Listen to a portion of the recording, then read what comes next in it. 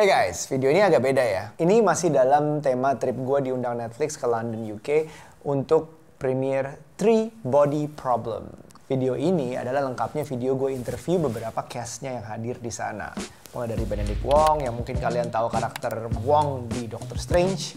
Ada Cunningham, yang mungkin kalian kenal sebagai Davos Seaworth di Game of Thrones. Ada Jess Hong, aktris baru keturunan Asia tapi dia asal New Zealand. Zine Tseng, newcomer juga, tapi kalau dilihat dari aktingnya nggak kerasa kalau dia newcomer. Terus ada John Bradley, satu lagi jebolan Game of Thrones, dan Sharpe untuk kalian yang fans Trial of Chicago 7.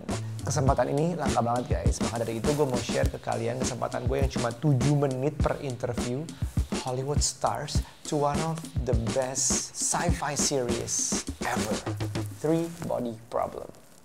Enjoy.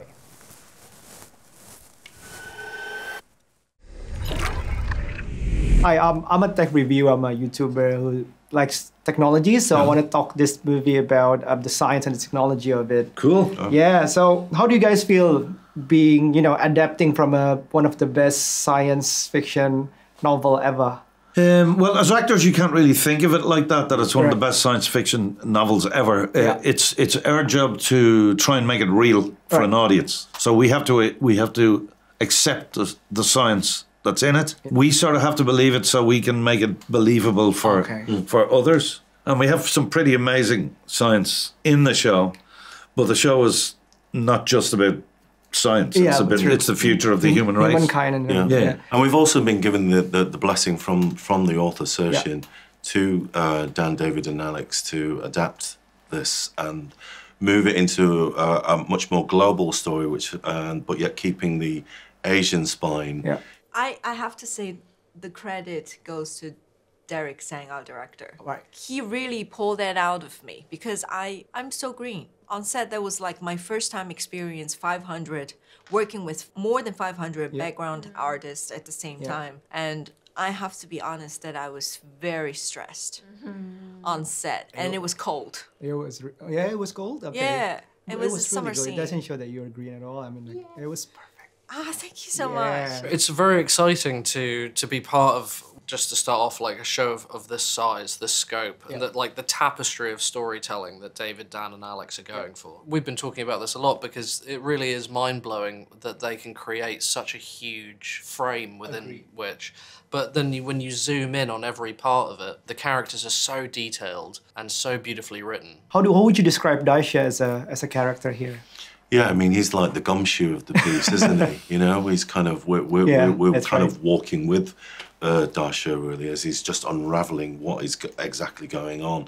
Something isn't adding up. The sciences, experiments are not working, and then they're killing themselves, and he's just like, we're trying to find what this helmet is that we're not sure of what it is. It's just serving the greater good, and he's not just serving a country, he's serving the world, Well, I love it as well because Daisha is also as a parent, who struggles with their daily life, like most of us. Yeah. Like proper human beings. Yeah. And then Wade is like the one who has all the power. And how would you describe it, giving that, character?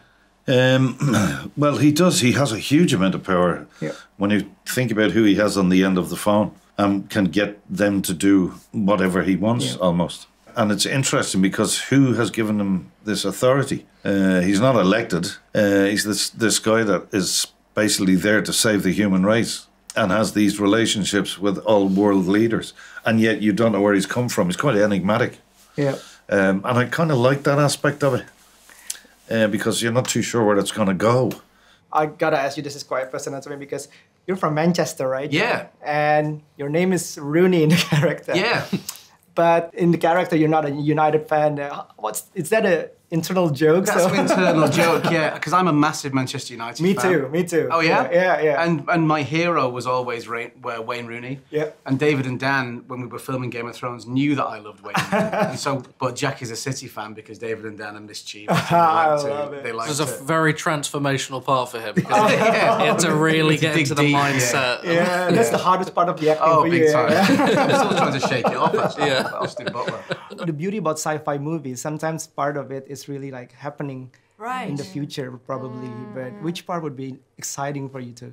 you know, we've gone from handheld phones, we're maybe going to go to this, maybe to glasses, to contact lenses, to implants. I'm not sure exactly how that will go, but I believe we'll become more and more integrated. Yeah. It may create disconnection between people because people no longer have to exist in the real world if they don't want to. They can exist in a world that they completely create for themselves. So because of that, they're just going to become more isolated, I guess, and shared experiences may become a thing of the past because people's grasp of what's real and what's not real is going to be blurred and slip from their fingers completely. The beauty about sci-fi is that some of the science or the tech is going to happen, probably. There's a possibility in that. I love the headsets and stuff. Yeah, they're pretty cool. This is the one that I need you to imagine things that if you're given the headset and you're free to design your world, what would you describe that world inside that headset? Oh, I think it would be some beautiful island close to Indonesia. Yeah, Bali, then. Yeah, maybe in Bali or somewhere like that. Yeah. Yeah. The beach. Some Uluwatu. You've been to Bali, Yeah, there were a lot of beautiful beaches there. So, how would you describe it? Yeah. Oh, I think that would be very nice to be sitting under the sun in the shade of a palm tree. Awesome. Oh yeah. What about you? I think that'd be an amazing thing to do. Imagine if there was like a VR program. Yeah. I spoke about this before, where you could stand anywhere in the world and go back visually to the very dawn of time and see what was happening on that exact spot in the world throughout entire history. Yeah. Just seeing it being nothing, just seeing it being like a swamp, and then seeing...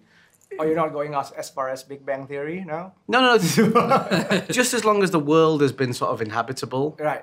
And then just see civilization start, see it slowly build up and just arrive at that exact second. I think that'd be fascinating.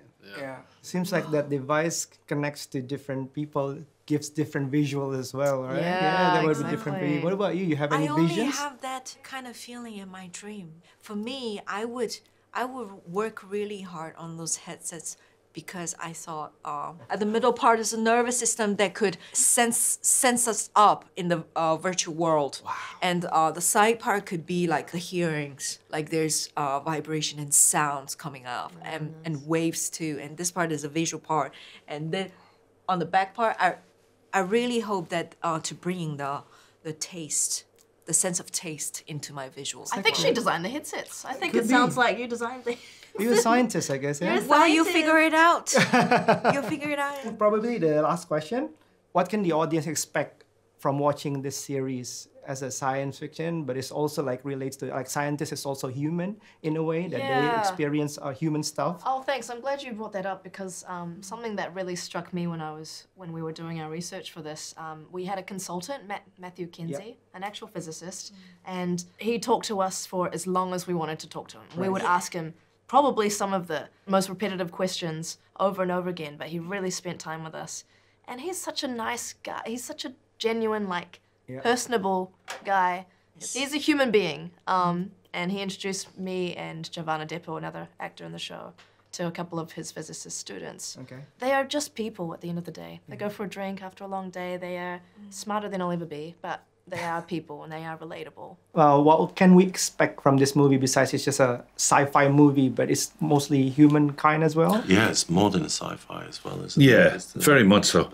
I mean, you can have all the science you want and all the, the bangs and explosions and whatever you want to have it, but without your concern for the characters in the show and their humanity and their difficulties, it becomes not an entertaining show. It becomes something else. So you've got to care about the people that are in it, and then you care about the things that happen to them. Yeah. So that's really important. And David, Dan, and Alex are very, very good at writing characters that you are concerned about. Well, it is sci-fi, but it's not sci-fi in the way that some shows are, where it's not Dune, for example, which is thousands of years in the future in a world that we don't recognise. Our entry point to the show is Oxford and London and, in 2024. Yep. And because of that, that's your way into it. So don't be intimidated by the idea of it being sci-fi. This is all happening in the real world now to real people. So just strap in, and I think because of that, it allows the audience to imagine what it'd be like if it was happening to you. Yeah, I think to call it sci-fi, I sort of understand why it's being categorized in that way, but I also think the label only applies to some of it, and actually there's much more genre breadth to the show.